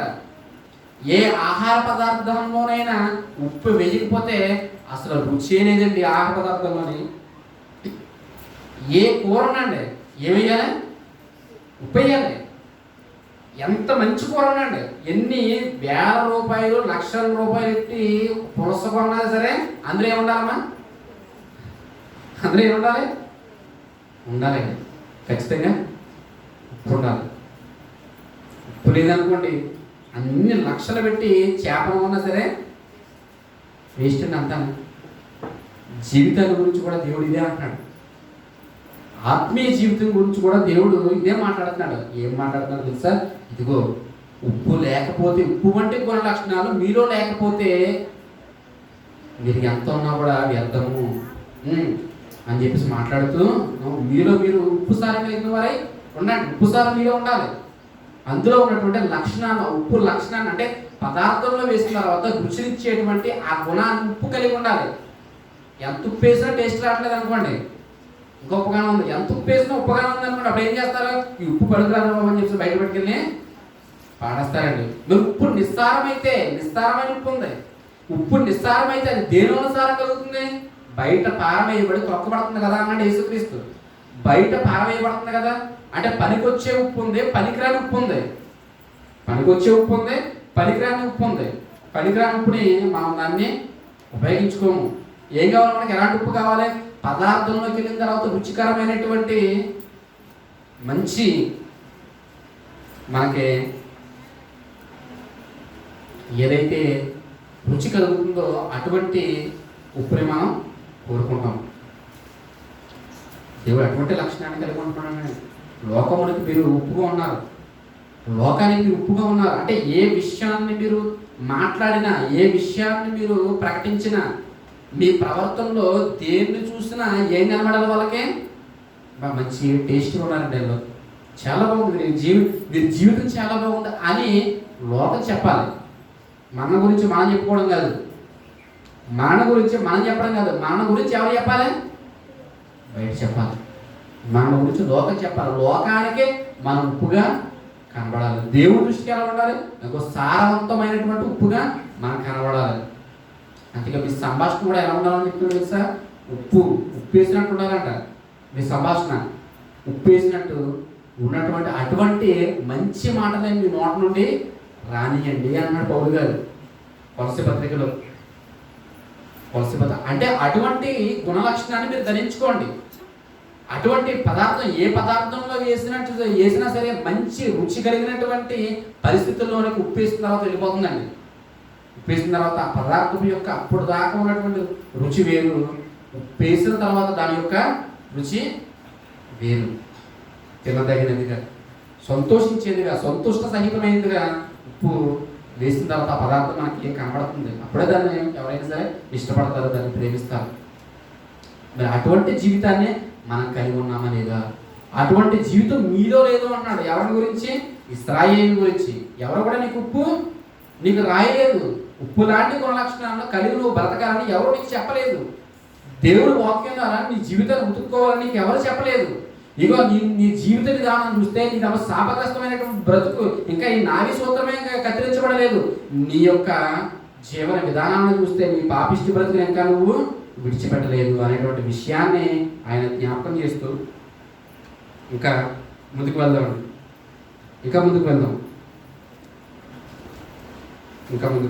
ఇంకా జ్ఞాపకం చేస్తాను చూడండి. 5వ వచనం. ఈ పనులలో ఒక్కటైనా నీకు చేయవలనని నేను ఎవ్వరూ కటాక్షించలేదా? అంటే ఎవరు అసలు కటాక్షించలేదా? ఎవరు మన మీద దయ చూపించలేదా? చూపించలేదండి. ఆనాడు ఇశ్రాయేలీయుల మీద ఎవరు కూడా దయ చూపించలేదు. ఈ పనుల్లో ఒక్కటైనా నీకు చెయ్యాలని, నేను శుభ్రపరచాలని కానీ, నిన్ను ఆవిసూత్రాలు కత్తిరించాలని కానీ, ఇంకో నీకు ఉప్పు రాయాలని కానీ, నీకు బట్టలు వేయాలని కానీ ఇది ఏమీ లేదా? ఇటువంటి ఆలోచన ఎవరో నిన్ను చూసినప్పుడు నేను ఎవరో కటాక్షించలేదా? కటాక్షించలేదండి. కటాక్షించలేదు. మరి ఎవరయ్యా? ఎవరి యొక్క చదువు చేత ఈరోజు మనిషి బ్రతుకుతున్నాడు? ఎవరి యొక్క చదువు చేత మనిషి బ్రతుకుతున్నాడు? మనిషి యొక్క జీవితం ఇంకో ఎవరు కోరుకున్నారంటే ఇంకో దేవుడు ఆయన కటాక్షించాడండి. ఆయన కటాక్షించి ఇశ్రాయేలీయుల్ని ఆ భయంకరమైనటువంటి వ్యాధంలో నుండి, ఆ భయంకరమైనటువంటి బాధల్లో నుండి ఆయన విడిపించి ఆయన తీసుకొచ్చాడు. ఐగుప్తుకి సంబంధించిన ఆలోచన అన్ని విడిచిపెట్టమన్నాడు. ఐగుప్తు దేశానికి సంబంధించినటువంటి ఆలోచన అన్నీ కూడా మీ మనసులో రానివద్దన్నాడు. ఇంకో మీరు వెళ్తున్నటువంటి పక్కన ఉన్న ప్రజల యొక్క ఆలోచనలు, వారు నమ్ముకుంటున్నటువంటి దేవుళ్ళు ఎవరైతే ఉన్నారో, దేవతలు ఎవరైతే ఉన్నారో, వారు అర్పించేటువంటి అర్పణలు ఏవైతే ఉన్నాయో అవన్నీ కూడా మీరు ఏది కూడా దానిని పూజించకూడదు అనేటువంటి విషయాన్ని ఆయన జ్ఞాపకం చేశాడండి. చెప్పాడండి, ఇశ్రాయేలుకి అన్ని మాటలు చెప్పాడండి. అన్ని మాటలు చెప్పి వారి మీద జాలిపడ్డ దేవుడు ఇంకా ఎవరు కూడా లేరు. దేవుడే జాలిపడ్డాడు. ఇది బట్టలు లేవా నీకు, ఈ వస్త్రములు కూడా లేవా అని చెప్పేసి ఇంకో వస్త్రములు కూడా ఆయన ధరింపజేశాడండి. వస్త్రము అంటే ఈ రక్షణ. వస్త్రము అంటే రక్షణ. ఆయన రక్షించాడు. వస్త్రము అంటే బైబిల్లోకి వెళ్ళి మనం ఆలోచించినప్పుడు దాన్ని రక్షణ గురించినటువంటి ఒక వివరణ మనకు లభిస్తుంది బైబిల్ నుండి. ప్రియులారా, ఎవరు కూడా కటాక్షింపలేనటువంటి పరిస్థితుల్లో మనం ఉంటున్నప్పుడు దేవుడు మన ఎడల జాలిపడ్డాడు. దేవుడు మన ఎడల కటాక్షం కలిగి ఉన్నాడు. అటువంటి పరిస్థితుల్లో ఆనాడు ఉన్న ప్రజలు ఏం చేశాడు? వారందరినీ ఆయన కోరుకుని ఏం చేశాడు తెలుసా? వారిని కటాక్షించాడు. అదే కింద వచనాలు మనకు కనబడుతుంది. 6వ వచనం దగ్గర నుంచి ఏమన్నాడంట? ఇగో నీ అందు జాలిపడవాడు ఒకడు లేకపోయాను, నీవు పుట్టిన నాడే బయట నేలను పారవేయబడి చూడనసహ్యంగా ఉన్నావు. ఈ రూపం ఎలా ఉంది? చూడనసహ్యంగా ఉంది. చూడడానికే అసహ్యకరమైనటువంటి జీవితం, అసహ్యకరమైనటువంటి బ్రతుకు. అటువంటి బ్రతుకుతున్నప్పుడు నీ మీద ఎవరో కూడా దయ చూపించలేదు, నిన్ను ఎవరో కూడా కటాక్షించలేదు, ఎవరో కూడా నిన్ను ప్రేమించలేదు. మరి ఎవరయ్యా నేను ప్రేమించిందంటే ఇగో దేవుడు ప్రేమించాడండి. ఆనాడు ఇశ్రాయేలు జీవితాన్ని ఎవరు ప్రేమిస్తారో చెప్పండి? ఎవరు కోరుకుంటారు చెప్పండి? ఒక పాపాత్ముడిని ఎవరైనా ప్రేమిస్తారా? ఎవరు ప్రేమించరండి. ఒక దొంగనే, ఒక వ్యభిచారిని, ఒక నరహంతకుని ఎవరైనా ప్రేమిస్తారా? ఎవరైనా మంచోళ్ళు ప్రేమించుకుంటారు. ఎక్కడైనా జరిగేది. కానీ ఒక పాపిష్టి బ్రతుకు కలిగినటువంటి వ్యక్తిని ఎవరు ప్రేమిస్తారు చెప్పండి? దేవుడు ప్రేమించాడండి. ప్రేమించాడు. వాళ్ళ జీవన విధానం ఎలా ఉన్నా, వాళ్ళ యొక్క పుట్టుక ఎక్కడ జరిగినా, ఏ ప్రదేశంలో జరిగినా దేవుడు వారిని కటాక్షించాడు. నేను కటాక్షించి ఏం చేశాడంట? అయితే నేను నీ యొద్దకు వచ్చి రక్తంలో పొర్లుచున్న నిన్ను చూసి, రక్తంలో పొర్లి ఉన్న నీవు బ్రతుకుమని నీతో చెప్పితేనే, రక్తంలో పొర్లి ఉన్న నీవు బ్రతుకుమని ఇంకా నీతో చెప్పాను. అప్పుడు నువ్వేం చేసావు? బ్రతికావు. అప్పటిదాకా జీవితం ఎలా ఉంది? చచ్చిపోయావు. నీ జీవితం ఎలా ఉంది తెలుసా? చచ్చిపోయావు. ఇంకో రక్తంలో పొర్లాడుతూ కొట్టుమిట్లాడుతున్నావు. ఇంకా ఇది చెప్పాలంటే జీవ మరణాల మధ్య నీ బ్రతుకుంది. కొన విపుడుతూ కొట్టుకుంటున్నటువంటి జీవితం. దేవుడు చూశాడు. దేవుడు చూసి ఇంకో రక్తంతో పడి నిన్ను ఏం చేశాడు తెలుసా? ఇంకో బ్రతకమని ఆయన సెలవిచ్చాడంట. బ్రతకమని. మళ్ళీ నేలను నాటబడి చిగురు వృద్ధి అగినట్లు నిన్ను వృద్ధిలోనికి తేగా నువ్వు ఎదిగి పెద్దదానమై ఆభరణ భూషితురాలువై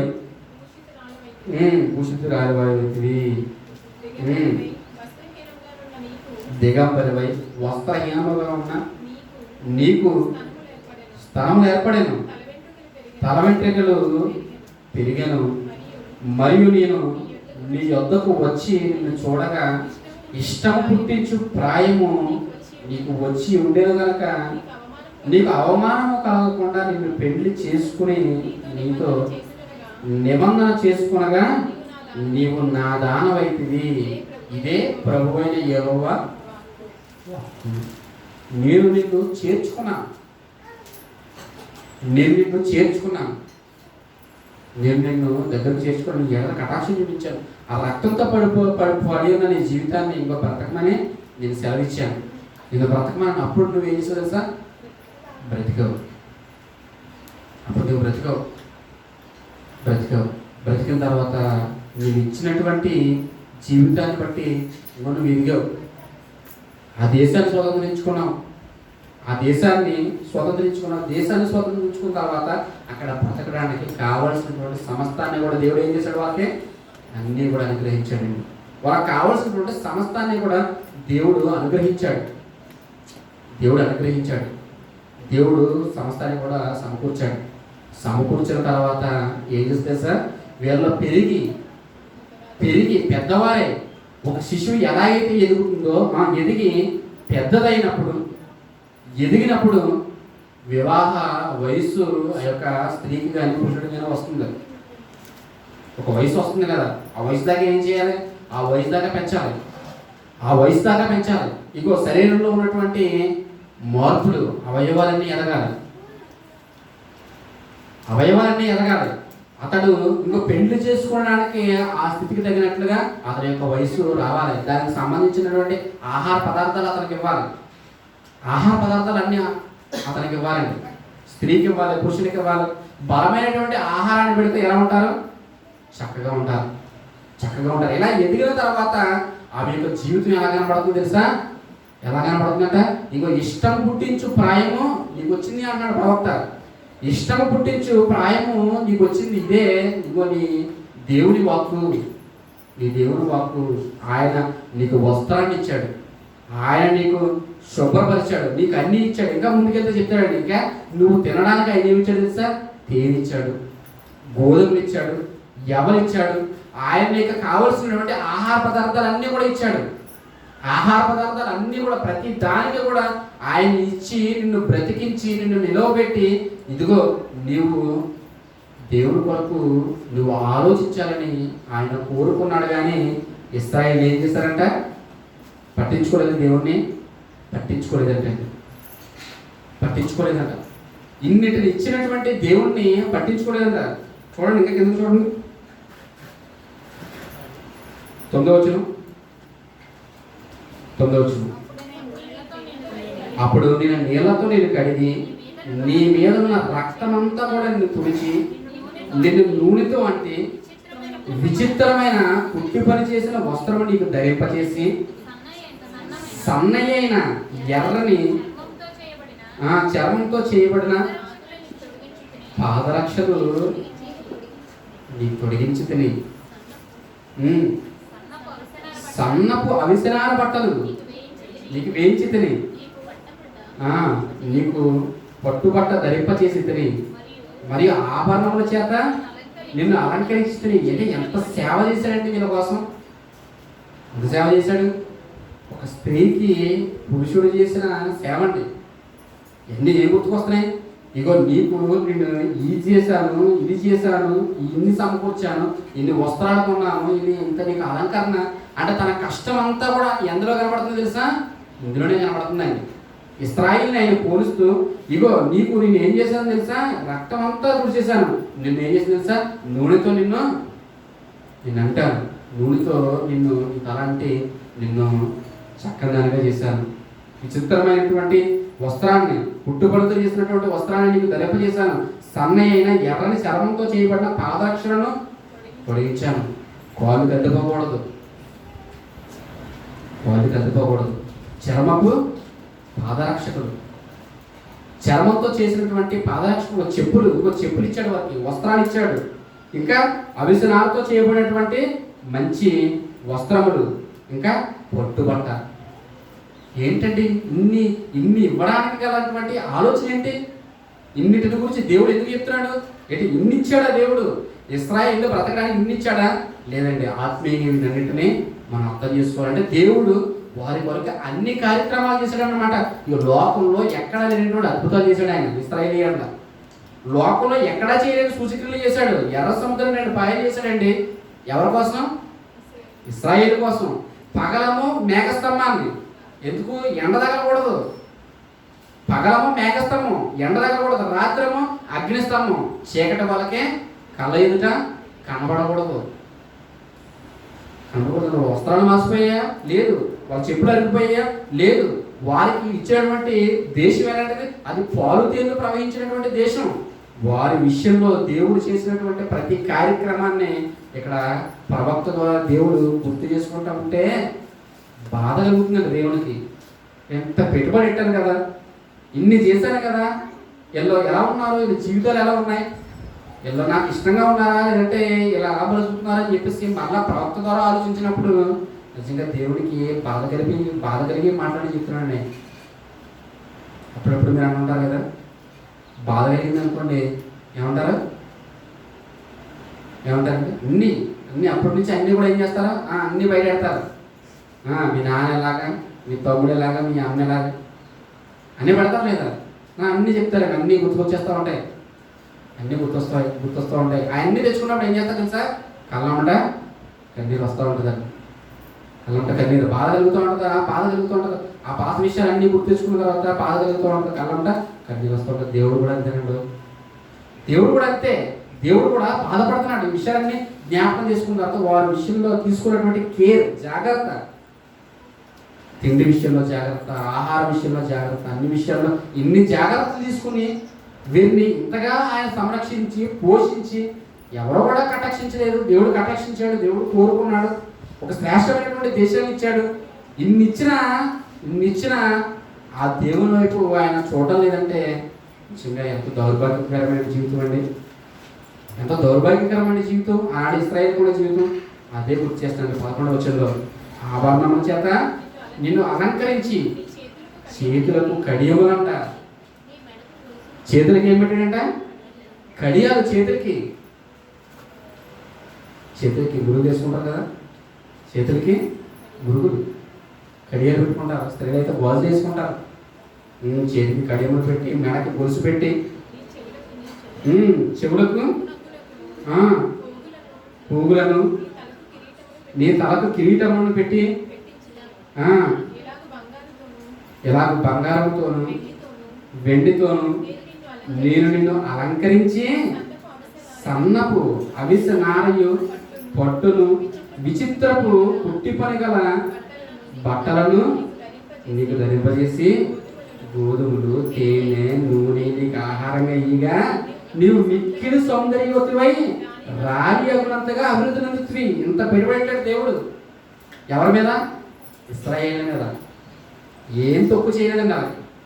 సమృద్ధి అంతా సమృద్ధి. దాన్ని ఎలా చెప్తున్నాడో తెలుసా? ఒక స్త్రీకి అలంకరణ ఎలా అలంకరిస్తారు?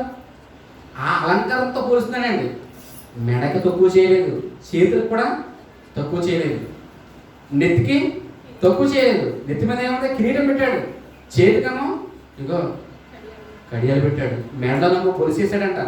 వస్త్రాలు పొట్టు వస్త్రాలు, సన్నపు నారతో చేయబడినటువంటి పొట్టు వస్త్రాలు.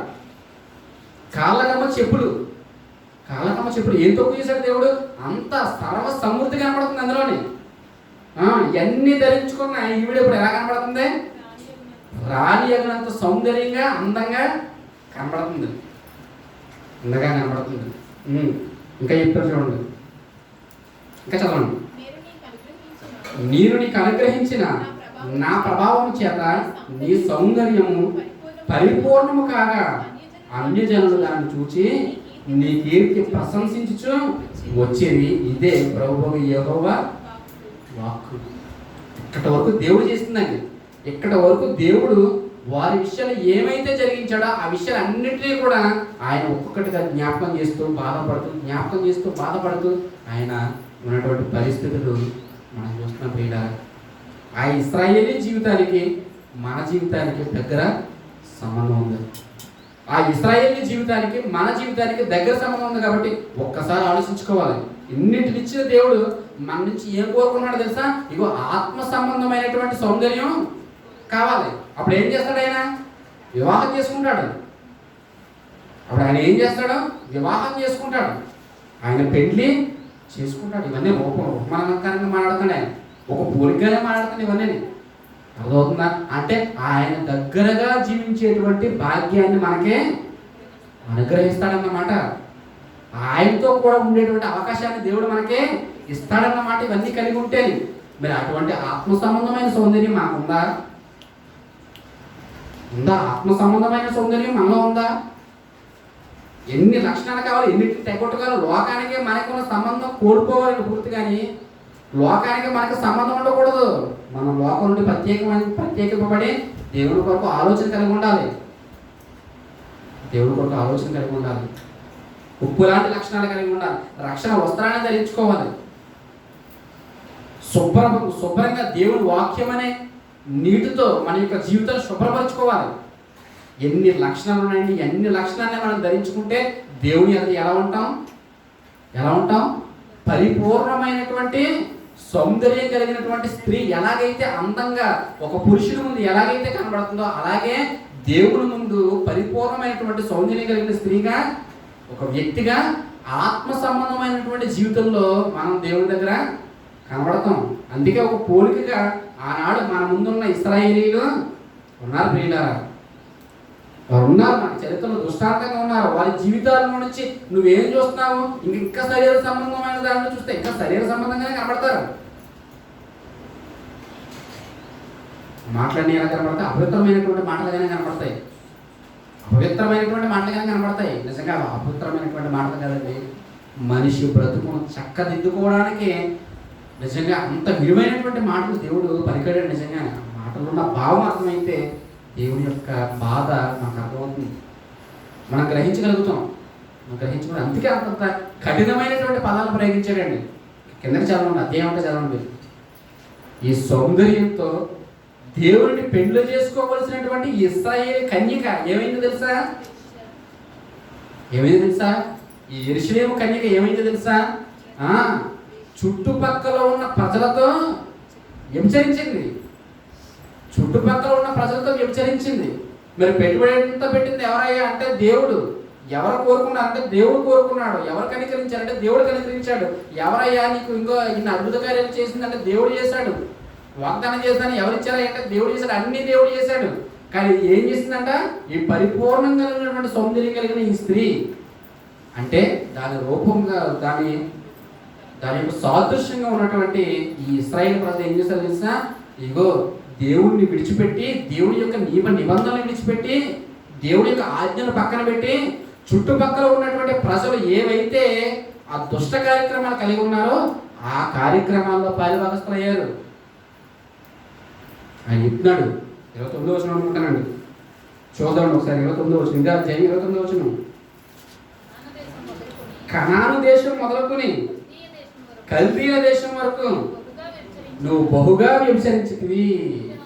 కనాను దేశం మొదలుకొని కల్దీయ దేశం వరకు నువ్వు బహుగా వ్యభిచరించితివి. కానీ తృప్తి కలగలేదు. ఎక్కడి నుంచి ఎక్కడికి వెళ్ళదు చూడండి. అంటే అన్ని రకాల ప్రజల యొక్క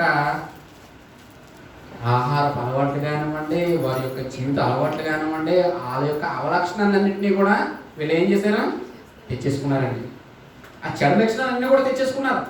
ఎవరు కనబడితే వాళ్ళే పాటిస్తున్నారు తప్ప దేవుడి యొక్క నియమ నిబంధనలు ఏం చేశారు? దొంగలో తొక్కేశారండి. దేవుని యొక్క నియమ నిబంధనల్ని వీళ్ళందరూ కూడా పాటించలేదు. వారికి ఇవ్వబడినటువంటి ఈ సౌందర్యాన్ని దేవుడి కొరకు వాళ్ళు అర్పించవలసినటువంటి జీవితాన్ని వీరు ఏం చేస్తారు తెలుసా? దేవునికి ఇవ్వకుండా ఇంకో దారిని కనబడినటువంటి ప్రతి వ్యక్తితో కూడా నువ్వేం చేస్తావు తెలుసా? నువ్వు వ్యభిచరించితివి. అటువంటి స్త్రీని ఏ పురుషుడైనా కోరుకుంటాడా? ఏమంటాడు? ఒక ముద్ర వేస్తాడు. ఏమని? వేశ్య అంటాడు. అటువంటి స్త్రీని ఎవరితో పడితే వాళ్ళతో తిరిగితే ఆ స్త్రీని ఏమంటారు? వేశ్య అంటారు. మరి ఎవరి పద్ధతులు పెడితే వారి యొక్క పద్ధతులు, ఏ పాపిష్టి కార్యక్రమాల్లో పెడితే ఆ పాపిష్టి కార్యక్రమాలు నువ్వు పాల్గొంటే దేవుడు నీ మీద వేసే నిందేంటో తెలుసా? నువ్వు కూడా ఏంటి? వేశ్యవి, ఒక వ్యభిచారి అన్నాడు దేవుడు.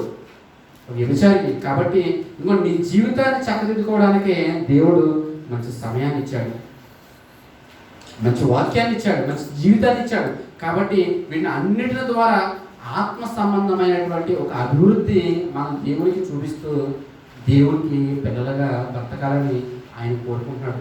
అది ఇశ్రాయేలు ద్వారా సాధ్యపడలేదు. ఇశ్రాయేల్లో కొద్దిమంది మాత్రమే దేవుడి కొరకు ఆలోచించారు, దేవుడి కొరకు బ్రతకారు. ఇక ఇప్పుడు దేవుని వాక్యం మన దగ్గరకు వచ్చింది. ఈ వాక్యాన్ని అర్థం చేసుకుంటున్నటువంటి మనం ఇక ఆ వాక్యాన్ని ఇక దగ్గరగా పోల్చుకుంటూ దగ్గర తీసుకుని వస్తూ మన జీవితాన్ని వాక్యాన్ని పక్కన పెట్టుకుని చూసుకుంటే ఎలా ఉన్నాయి మన జీవితాలు అనేటువంటి విషయాన్ని మనంగా ఆలోచించుకొని ఇంకా ఆత్మ సంబంధమైనటువంటి సౌందర్యం అన్నం కలిగి ఆయన కోరుకునే స్థాయికి, ఆయన ప్రేమించే స్థాయికి మనం ఎదగాలి. ఎటువంటి దుర్లక్షణం ఉన్నా, ఎటువంటి చెడు లక్షణం ఉన్న దాని అంతటిని కూడా ఏం చేయలేదు సార్, వాటిని అన్నిటిని కూడా మనం విడిచిపెట్టి దేవునికి ఇష్టకరంగా జీవించాలి. అటువంటి జీవితాలు మా అందరికీ దేవుడు దయచేయాలని కోరుకుంటూ ఈ మాటలు ముగిస్తుంది. కళ్ళు మూసుకోండి, ప్రార్థన చేసుకుంటాం. పరలోకంలో ఉన్నటువంటి మా